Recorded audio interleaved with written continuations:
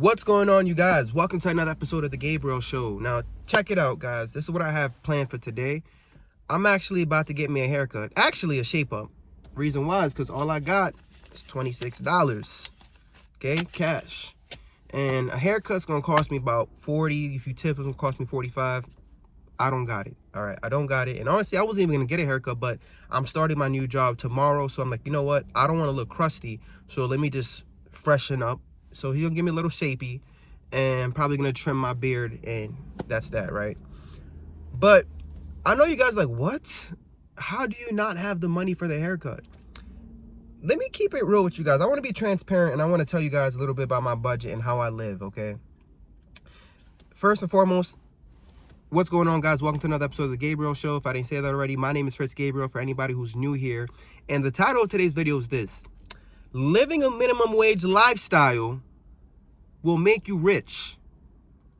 Do you hear me? Living a minimum wage lifestyle will literally make you rich. And once you figure that out, the better it's going to be for you, okay? So, why? Why don't I have enough money for a haircut? Guys, I only live on $200 every 2 weeks.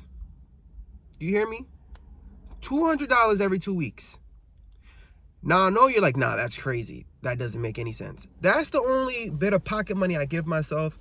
You see, I budget, and my wife, she gets way more money than me because she budgets for the groceries and what else we have to do. Like I said, I focus on my stuff, right? Stuff stands for shelter, transportation, utilities, food, and my finances, okay? So that's what stuff stands for. Remember that acronym. So my wife probably only get $1,000. Okay, so she has to survive. We have to survive. She survives on $500 every week. Within that, we budget for our groceries, diapers, and whatever else we have to do. All right, and we're struggling. Did the math. That adds up to about minimum wage. Okay, it was tough. It was tough to really get my wife on with this budgeting style and living below our means, because she's like, yo, we have all this money. We don't have to be struggling. We don't have to be going through this. But when she sees how the majority of our income goes towards paying off debt, how most of our income goes towards investing, and she sees, listen, the longer we stay down, the better our life ends up being in the future. She understands. She truly understands it now, because now she sees she's basically a stay-at-home mom. She don't have to work as much as she used to, and she gets it now. Okay, so it's going to be hard to get your spouse or significant other on the game plan, on the journey, because I know there's some people who watches the videos, they're saying me, man, Fritz, I'm trying to get my husband on with this method, but they don't want to listen. Or I'm trying to get my wife on with this and she don't want to listen. It takes time, people. It takes time. Sometimes you just got to start it, and they will see the vision, and eventually they'll catch on, okay? But once you start living a minimum wage lifestyle, you will definitely get rich, guys. All right? Now, I've made a lot of mistakes last year, and you guys seen it. I made videos where once I got raises at my job, I definitely started increasing my lifestyle. Okay, I started traveling a little bit more. I still was investing, but I wasn't investing as much, okay? And I was looking back and reflecting. I said, damn, if I would have stayed down a little bit more last year, I would have been up, right? Because last year, guys, I spent $20,000 on vacations. Okay, everything I'm telling you is documented on my show. It's literally a freaking story, man. It's a movie here on the Gabriel Show. But I was like, damn, if I didn't spend that $20,000 on vacations, I could have threw that into the principal of my mortgage, you know? So now this year, I'm very strict, and I'm living a minimum wage lifestyle, right? Have multiple jobs. And I told you guys, the new job I got, I'm going to be making the most amount of money I've ever made in my nursing career besides COVID. But here's the catch. I'm not even planning on touching the majority of that money. Okay? When you become debt-free, what happens is you eliminate the bills in your life. Let's say you become consumer debt-free. The only debt you'll have left is your mortgage. Okay? And when you only focus on your stuff, what stuff again? Shelter, transportation, utilities, food, and your finances. When you only focus on those, you realize it don't really take that much. Okay, you have to pay for your rent, that's shelter, or your mortgage. Transportation, you need gas in your car. How much is that going to cost you? About $50 a full. You need to make sure that your car is safe and reliable. Have an oil change. And if you have payments still, pay your car note. But if you don't have any car payments, you just have to really pay gas and make sure your car is running. Utilities, you need to pay for your water bill. Got to pay for your light bill. You need Wi-Fi to watch this video, right? And then food. You got to put food on the table. Got to eat. You can't be starving. Cook at home. Find a way to save money. So once you focus on that, you realize, hey, you could really start putting your money to work. Okay? Live on a minimum wage lifestyle, because what you get to do is plant seeds. All right? You're planting seeds. So this is how I like to tell my wife. I say, babe, see this money? Think of it like we're planting seeds. We can't see it today, and I know it sucks. Even the YouTube money. She's like, damn, we really could do this. We really could do that. I said, nah, babe, don't view it as that. Let's eliminate the debt. Like, just like a farmer, right? When you plant a tree, you got to plant it. You got to continue to water it. And then eventually a tree comes out and then it bears fruit. It bears fruit, right? But the tree's still there. The foundation's there. Every season, you know, the leaves grows and then the fruit comes out. And sometimes there's no fruit. There's no nothing. But the tree's still there. That foundation is still there. And this is how it is in your life. And when it comes to your investments. All right, I know my analogies are wild, but when it comes to your investments, guys, you have to build.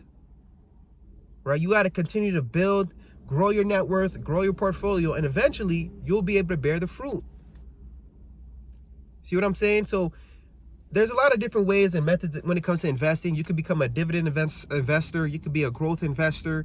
But the thing is, you have to build it. You got to get it to that point. You got to live on less than you make. Your goal right now should be, how can I live on less and invest the rest? And so this is why when I come out here and you guys realize me wearing the same jacket, sweater, you know, first and foremost, it's not because, like, I mean, this became a uniform, this hat and this. But more importantly, I don't really have another jacket in my closet, guys. A lot of my clothes don't fit. Why? Because I lost a lot of weight, been working out a lot, and I'm refusing to go buy more clothes. If you want to see, look, I have on slippers and pajamas as my bottom half. I look crazy. I look homeless, but I don't care. I'm not seeking external validation. I don't care what people think about me, because I'm investing. I'm saving. Right? I'm in an old, beaten down Toyota, guys. The bumper's falling off. There's tape holding up my bumper. I literally have a video of me taping up my bumper last year in the car that I'm driving right now. It's not that I know. I have 2 luxury cars. I could drive nice if I want to. But what this is doing is it's changing my mindset. It's really helping me become more frugal. My frugality is making me become more patient. It's going to help me out in business later on in life, because I'm not going to be impulsive. Okay? And it helps you in investing as well. When people watches you and see, man, this guy lives a frugal lifestyle. He's not impulsive. Just like Warren Buffett. This is why they trust Warren Buffett with so much money. And this is why his business is so successful, because the people who's investing into his business, they're like, man, he lives such a frugal lifestyle. This guy's so disciplined. And that's why his shareholders, the people who invest in him, believes in him. And this is why he's so successful. Pretty sure he lives a minimum wage lifestyle. He just goes to McDonald's, gets himself some breakfast, and he's good. And he invests the rest. It's so crazy, man, because the people who are actually rich, you start to realize they want to look poor, but the people who are poor, they want to look rich. It's wild to me. So this is the trick, guys. Once you start to live a minimum wage lifestyle, no matter how much money you're making, you could be making $100,000 a year, $200,000 a year, $300,000 a year. Don't look at that money, man. Act like it don't exist. Okay? Let me tell you something my dad taught me. It's an analogy he gave me a while ago, and it's really crazy, but money is like a shadow. Okay? If you chase your shadow, what happens? It runs away from you. It runs away from you. Like, you try to chase your shadow, it's going to run away from you. But if you focus on adding value to people's life, on solving problems, on how can you help people, and you stop chasing your shadow, you just continue to walk, you know what happens? Your shadow will chase you. Your shadow will follow you. And it's the same thing with money. Money is a tool, guys. Stop focusing on how could you get the money. Stop trying to focus on chasing the money. What I want you to do is, how could you solve problems? How could you add value into people's lives? See, right now what we're doing, we're talking, we're networking. But I'm trying to solve a problem in your life. The problem that I'm trying to solve is America loves debt. We are a consumeristic country. We love materialism. So I'm trying to give you a new perspective. I'm trying to give you a new lens. Because you don't have an income problem, you have a spending problem.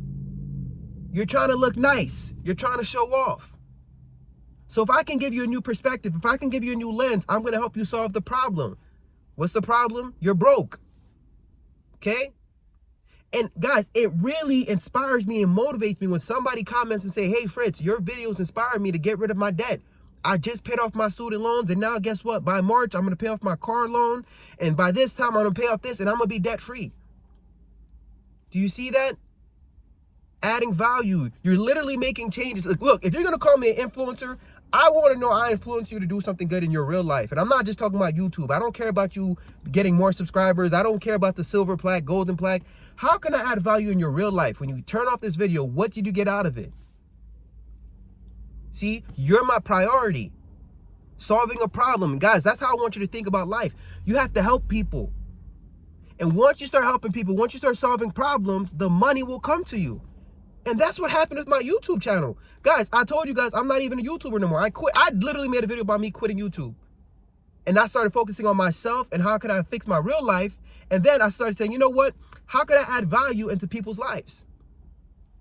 And I said, you know what? Let me show them what I'm doing. Let me show them my lifestyle. Let me show them how I'm living frugally. Let me show them how I'm paying off debt. Let me show them how I'm investing. And in turn, you're doing the same. You're changing your life. You're finding value in the content. But then you know what happens? It's an exchange. I get paid for it, which is wild to me. Why? Because I stopped chasing the money and I started focusing on you and how I could add value to your life. So guys, I want you to do the same thing. Okay? Stop trying to chase the money because honestly, you're just trying to flex. You're trying to live some next crazy lifestyle. If you would just lower your lifestyle, live a minimum wage lifestyle, learn how to stay down, learn how to stay low key, learn how to stay humble in regards to not caring about what people think. Because I'm not trying to just humble you, man. All right? Because people's always going to try to do that. But staying humble in the sense where you don't need to, when you get a raise, you don't have to increase your lifestyle. You don't have to be like, oh man, I got a raise. Let me get a new car. Nah, bro, stay humble. Your car works, keep it, all right, and invest the rest. It's long-term, guys. It's long-term. Patience is a virtue. Let's focus on delayed gratification. But anyways, guys, my barber is literally waving at me like this, like, Papi, come inside. It's getting kind of weird, but let me get going, guys. I hope you guys find value in this video. I truly love and appreciate you guys. I gotta head out. Peace.